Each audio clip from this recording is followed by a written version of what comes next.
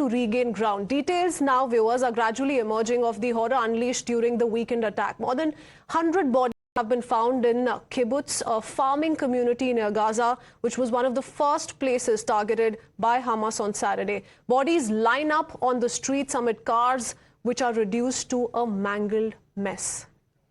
Pradeep is also joining us live from the war zone. Pradeep has been taking us through details of how Israel continues to fight back. Pradeep, we've seen several horrific visuals right in your frame of how the strikes and the counter strikes continue. What's going on as we speak?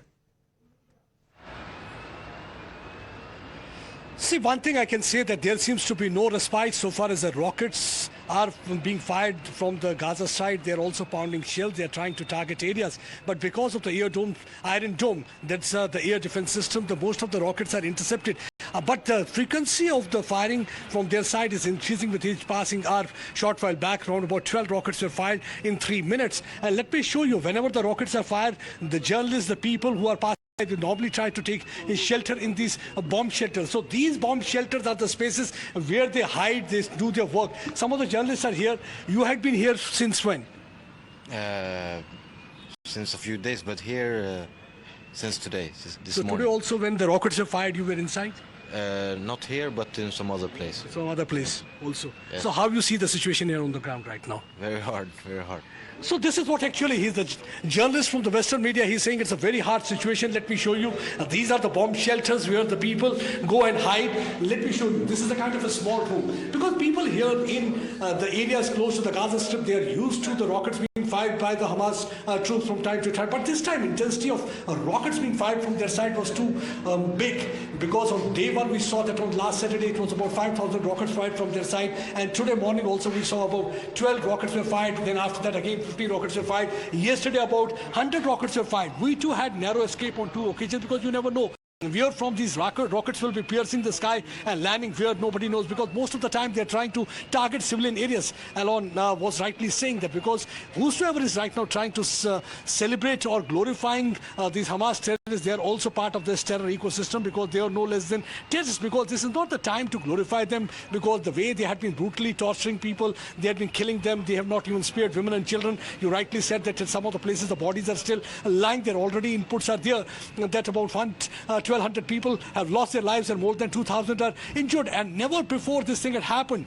because if you look at the data from 2008 till this attack, only 350 people from Israel had lost their lives. But in one particular attack, more than 1,200, and the number is increasing with each passing day. And that's a bad news that is emanating from Israel. And that's one of the reasons that counter-offensive, the punitive action has been launched. You rightly were asking the question, because what will be the deciding factor will be when the land troops they will start moving inside the Gaza Strip. Right now, you can see only the sorties are being conducted, and they are trying to target those areas where these Hamas fighters are right now hiding. And see, these covers are hiding behind the population. They're using the population, not only the hostage as human shield, but also using the Palestinian as human shield, because they're hiding behind them. They know that whenever there will be any action, punitive action or retaliation from the Israel side, the possibility of civilians losing their lives is more. And once the civilians will be losing their lives, they will try to tell them, see, Israelis are targeting innocent people, and they will try to indoctrinate and brainwash young minds and once again make them to join their cadre, and that way the vicious cycle of violence will continue, and they will keep on using these young minds as cannon fodder. That is what they had been doing it for years together. So that is their policy, and that's why they have taken some of the people hostage. Also, they're trying to put in pressure right now on the Israeli government. But so far as the Israeli forces and the government are concerned, because short while back we saw that many of the vehicles, they were moving towards the areas. They are planning a big operation. They're already conducting operation within Israel also, because this area, where I'm standing, this is close to Gaza. This is the place where actually they first came out to this place with the help of the paragliders. They landed here, and after that they started targeting people in the nearby areas. And what we had been told, shocking thing is that what we have been told, that many of them were carrying with them maps. They had an idea. That means somebody had done a reconnaissance of the area. They first entered inside those houses where they knew there were no bomb shelters. So they tried to target families, and we saw that in some of the areas they went. They killed more than 20 to 30 people immediately, and after that they went to that rave party also, that where everybody was in celebration mode, because it was a festival season, and during the festival festival time, everybody is celebrating.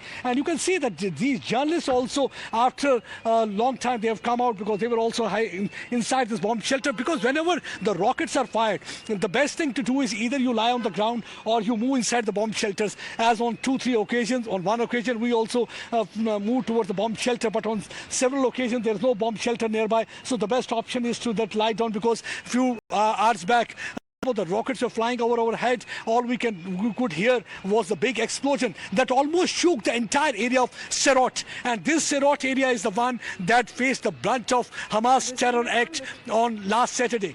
When they first fired about 5,000 rockets, after that they infiltrated into this area. They not only breached a fence, they not only broke the wall on the border, but they also used subterranean means, and besides that they used motorized paragliders to land over to this place. And after that we saw that how they resorted to operation, and operation from their side is still continuing. But unfortunately, there are some netas on our soil also. They are playing politics. The Congress has passed a resolution for Palestine. It's good that you speak for the people of Palestine, but once you start glorifying them, when you start just projecting things in a manner, you are only encouraging and emboldening such terror-related elements. This is not the time to encourage them, because everybody knows how India has really suffered because of Pak-sponsored terrorism. So nobody other than Indians can really understand the pain of the people of Israel. Yes. So and several experts, Pradeep, have pointed out how all of this was in the works for the last 2 years with the support of certain foreign elements as well.